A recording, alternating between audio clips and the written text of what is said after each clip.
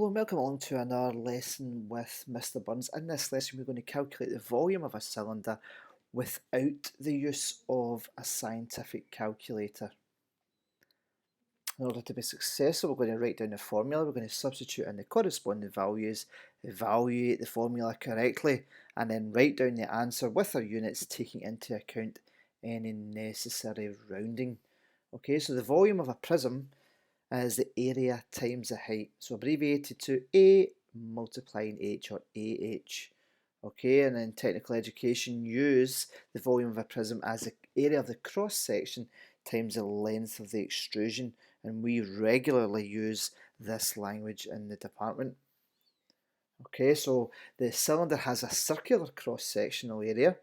Okay, so we know that area is pi r squared, and the length of the extrusion matches the overall height. Okay, so it's important that you don't think that height is always a height going up the way. Okay, so this is also the length of the extrusion.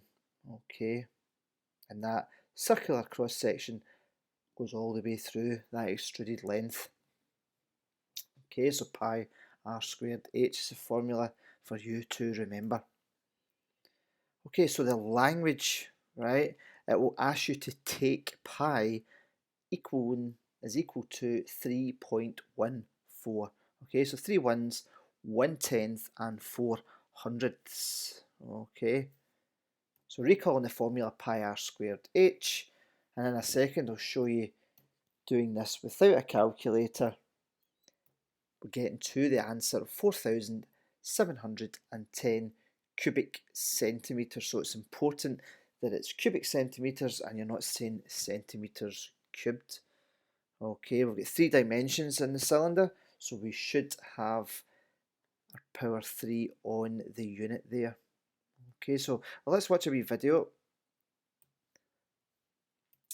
me performing this calculation. So I'll make it full screen for you.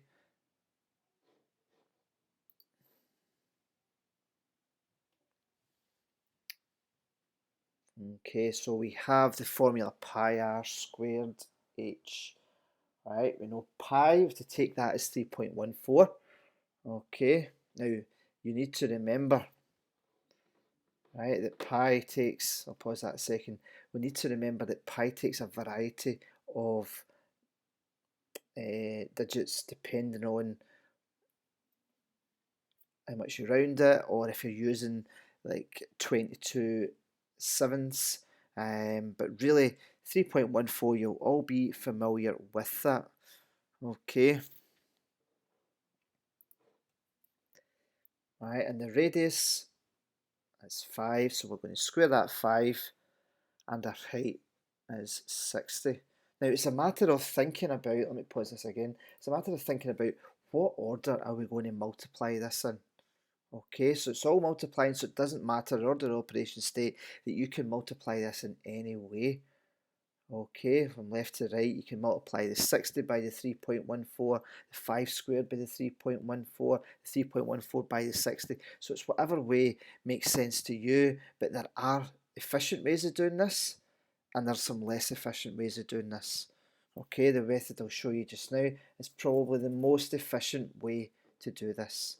Okay, so we're looking at the 5 squared. Now if that was any other number, you would want to be working that out. So 5 multiplying by 5 is 25, okay, multiplying the 60. So write that down to help you. The most efficient way of calculating this would be the 25 multiplying the 60. Okay, now we're going to area model. I would say that this is a method that we encourage all our students to get familiar with. You could multiply by the 10 and then multiplying by the 6. However, this method here will allow you to access multiplication in any base, okay, especially when you go in and do your algebra. So the 20 we're splitting into 10s and 1s, so 20 into 5. The 60 we just have as 6 tens, okay, so the 20 multiplying the 60. Okay, so thinking about this, right, you've got 20, you've got 2 tens, and you've got 6 tens. So 2 multiplying 6 is 12, you've got 10 multiplying by 10, which is 100. Okay, so you've got 1200 on there, okay?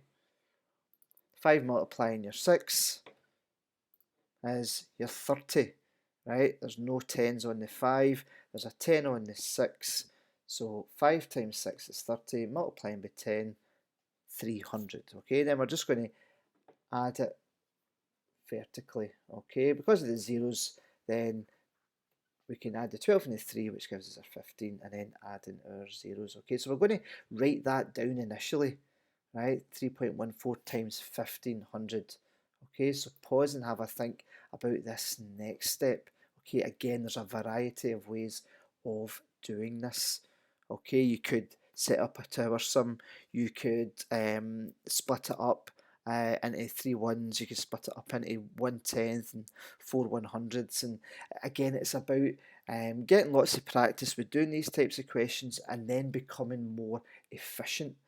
Right, now the method that I'll share with you, looking at this, you've got 1400ths there, okay, on the 3.14, you've got 1500ths, okay, so those hundreds and hundredths, right, if you're going to multiply them together, then there's a level of understanding there that you've got to think, well, what would 10 times a tenth be? It would be 1. What's a hundredth times 100? That would be 1. Okay, so we're going to multiply it through by 100. Okay, because your 15 is 15 times 100. If we multiply this 3.14 by 100, we will get 314. Okay. Alright, so 314 multiplying 15.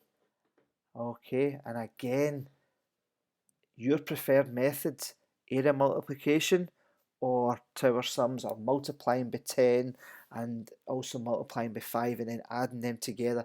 It's entirely up to yourself. Just get plenty of practice in to make sure that you know how to do that. That is going back to probably primary 7, S1, multiplication of 2 digits or 3 digits.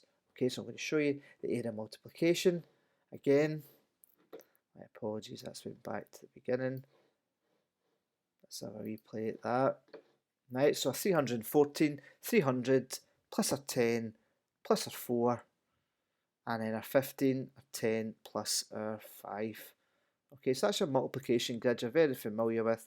300 multiplying by 10 is 3000. 300 multiplying by 5 is your 1500. 10 squared is 100. 10 fives is 50. 4 tens is 40, 4 fives is 20. So it's very, very quick. It's very efficient, this method. You're adding horizontally this time because you've got more digits, more calculations. So just be careful when you're doing this, and then add up from right to left, okay? Carrying the necessary digits into the next column.